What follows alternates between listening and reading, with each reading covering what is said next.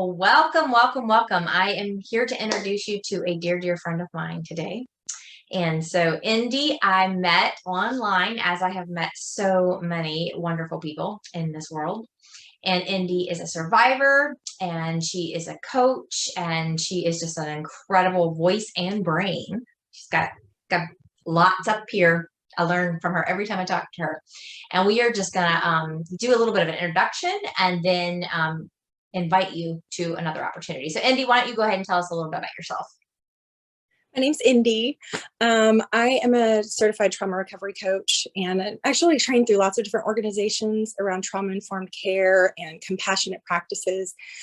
The main reason I got into that stuff was because I was a survivor who desperately needed truth in my life. And I did not realize the amount of truth I was lacking at the time. And so when I went to seek help, I didn't quite know what to look for, and I ended up being re-traumatized by several therapists who meant well. I have no doubt they meant well, but they did cause harm, and it made me terrified to continue to seek help.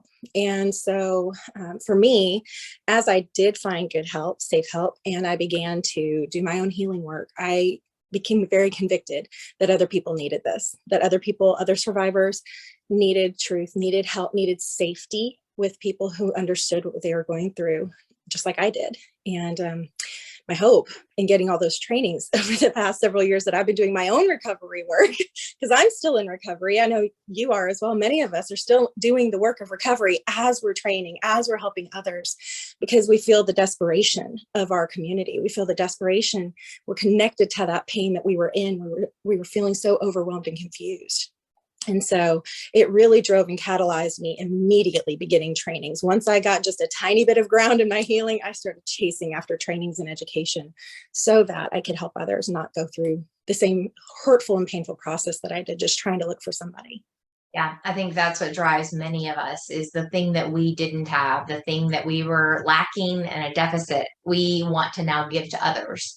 And no, I know that's your heart. And I kind of have this new motto that I've kind of adapted is heal a little, help a little.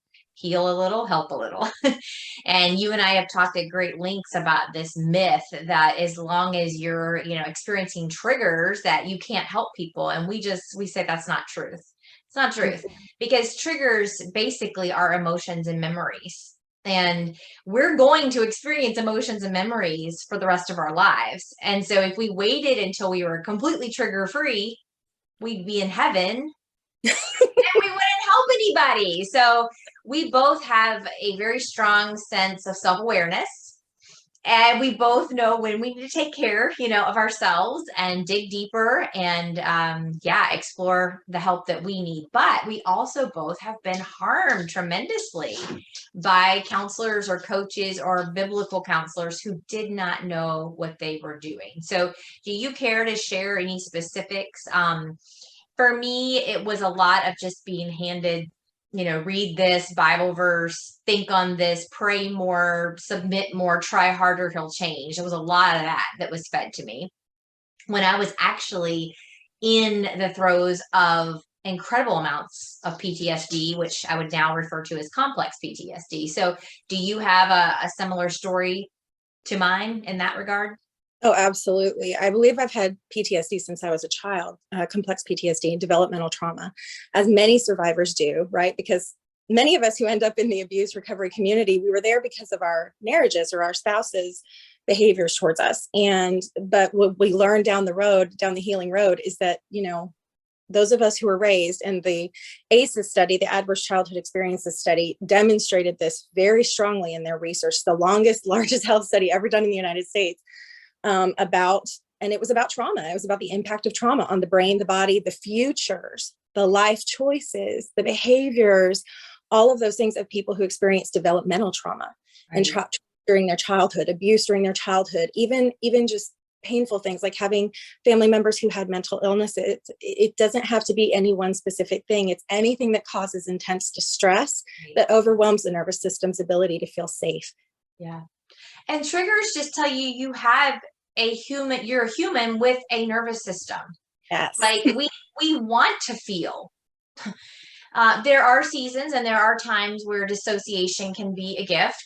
when we can kind of pull away from feeling things. But I don't think you can truly, truly begin to heal until you let yourself feel.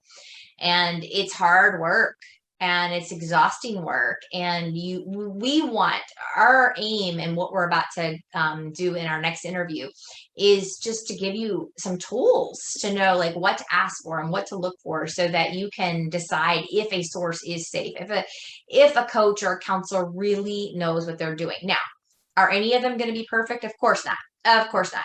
And we have grace and we have space for just being flawed. But when you are harmed in some way, can you then go to that person and say, listen, I think what you said here, you didn't really mean to come across this way. However, this is what I heard and it hurt. So we're looking for humility and teachable spirit. So tell us a little bit about you, the work that you do, and how people can find you. Okay, well, the work I do is trauma recovery coaching. I'm also an educator and a consultant. So I've done work with like women's shelters and things like that, educating them in their practices and just helping them discern better how to engage with somebody who's in the throes of trauma. But the work I do daily and regularly is working with people like us, people who've been through all types of developmental or complex trauma, people who've been through marriage and their abuses. And we're talking about everything from narcissistic abuse all the way into, sexual abuse and emotional, psychological. I mean, spiritual and religious abuse is really a passion of mine because of the amount of spiritual and religious abuse that I experienced that continued to feed the lies that I was living in and continue to feed my confusion about who I was and who God really was. So I'm very passionate about that. That's kind of like a little wheelhouse of mine that I work with, helping people recover from that stuff, from the institutional version of it and the individual interpersonal relationship side of it, because I believe anywhere where somebody does have abusive tendencies, they'll use whatever they have, whether that's God, whether that's a fist, whether that's words. I think that abuse happens on a regular daily basis with those types of people. And so we have to kind of be aware of the various impacts that has. But the most crucial part of that for me, I think, is psychoeducation. And that's a scary word. And it sounds really like big and like not of God or not churchy and all these things. And I love it because it contextualizes our experiences to an objective truth. Right? There's so much about being in an environment or in family systems or church systems or any of these environments that control and power does happen naturally, right? Those things are always there naturally. But there's something about being able to pin down objective truth and to be able to analyze it from a factual perspective. And then we can choose the subjective lenses which we go around and view it and decide which ones fit the narrative of truth best of our experiences. But so many survivors are lied to about what is normal and healthy. So many survivors are raised in environments and live for decades and decades in environments and relationships where abuse is normalized and it is even glorified as being the ideal. Yeah. And so we bring objective truth to that through psychoeducation, through helping people expand their understanding of truth and what that really means in the bigger picture, because abusive systems are very isolating. You think that everything that the people around you say is the ultimate truth. That's how we're trained to believe. We're trained to trust those people, and that's what they want. But when we contextualize it to the bigger world and to the fact that there are people who study this for a living, there are people who research the impacts of certain behaviors, that there are words and language to define certain behaviors. And so as we get into this conversation, which I think is so crucial and foundational for anybody who has discovered or realized or awakened to the fact that they are being abused or that they have been abused in the past, or experienced any type of like interpersonal trauma, I think it's really, really crucial that we create a foundation of understanding for what good, safe help is. Yes. And just somebody who means well, because that can be very, very misleading. Absolutely. Absolutely. Yeah. Meaning well and doing well are two very different things.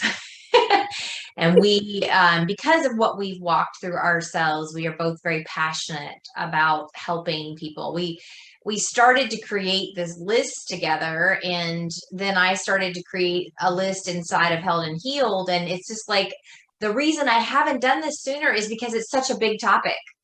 And there's no way that we're going to cover every single possible scenario. We're just going to give you some general things to look for, but you know your story, you know your situation, you know the things that make you feel safe or unsafe. And so you bring those things in when you are also asking questions. So, all right, well, let's just say the obvious. Your backdrop is gorgeous. So you are a lover of plants and art and all things beautiful. And I'm just sitting here with my artificial plants behind me, dealing with a little bit of envy here, because if I had what you have, I would just kill it. So that's why I have artificial. But anyway, can we just state the obvious? That is a beautiful wall behind you.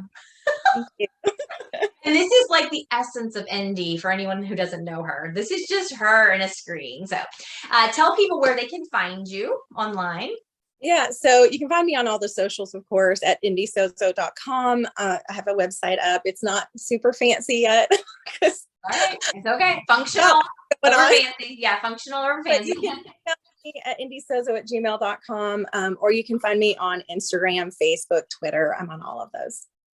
Awesome. And for anybody who would like to be a part of the continued conversation, you can join us at the Held and Healed Haven, where we are going to go in depth and discuss how to vet a safe counselor or coach. Thanks so much, Indy. Uh-huh.